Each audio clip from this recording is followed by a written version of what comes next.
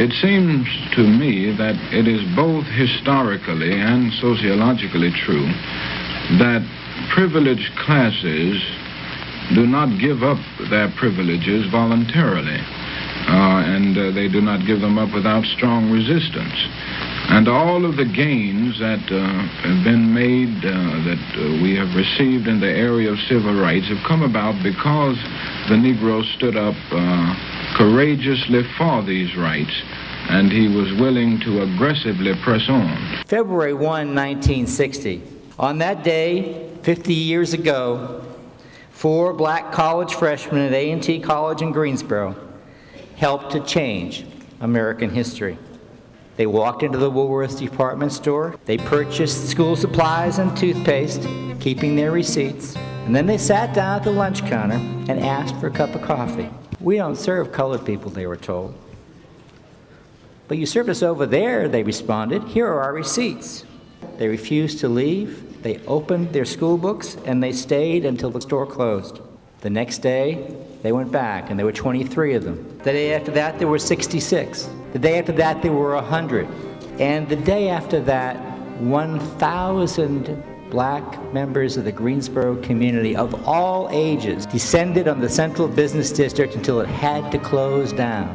Within 8 weeks of February 1, sit-ins started in 54 different cities in 9 different states. The sit-ins was not about Frank McCain or Giselle Blair or Joe McNeil sitting down and having a cup of coffee next to a white person. It was much deeper than that. It was about choice. It was about having the ability to say, I choose to sit down, or I choose to drink from that water fountain. I don't choose white water, or black water, or colored water. I wanted water. And so against this horrible background, as kids, we grew up. And the thought occurred to us as we approached this issue in life and our manhood. If we don't do this, and if we don't do this now, who will? And with this aggressive attitude, I believe that we will bring the gains or other civil rights into being much sooner than we would just standing idly by, waiting for these things to be given voluntarily. He, Franklin, and David, we had nightly bull sessions. And out of it came this idea of sitting in. There was a book, Joseph pulled out by Langston Hughes and Dr. Irving Metzler from Worcester, Massachusetts. A pictorial history of the American Negro. He said, if these people can do some great things, why can't we do the same thing? We said, yeah, man. I was the one that didn't want to go down on Sunday night, January 31st, because I was worried about getting hurt. At the same time, I lived in Greensboro, and I knew the pressure would come against my father, Giselle Blair Sr., my mother, and David Richmond's parents, because my mother told me, she said, boy, if you all go down there and do something like that, the whole world's going to be looking at you all. See, in those days, we were held accountable not only for ourselves, but for our parents, for our community, our church, our school. There was nowhere we could escape. So that's why I was thinking, I don't think I want to do this, all right? But they outvoted me 3-1, democracy. So I went there. What they said to me, they meaning my parents and my grandparents, said, Franklin, if you want to get along in this society and enjoy the fruits of the young democracy that we live in, you have to abide by the prescription of life.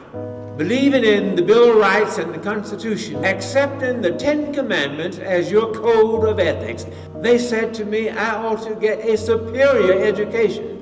I found that I was the only one carrying out the prescription. I was not accorded the dignity and the manhood that white people have by virtue of birth. I was angry at a system that I thought betrayed me.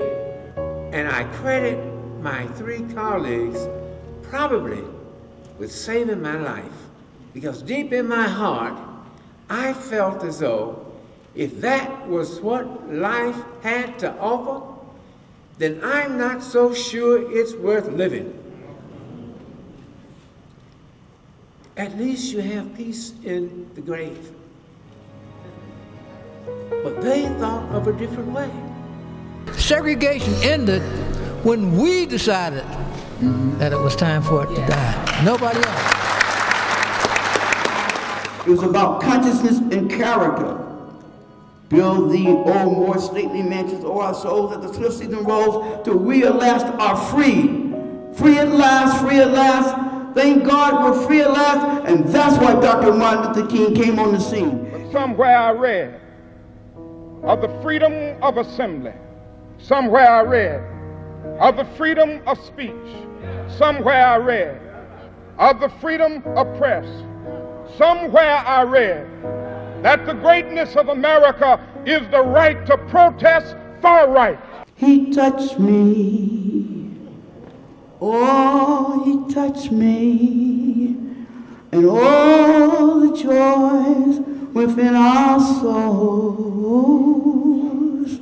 Something inside me went hallelujah. He touched us and made us whole.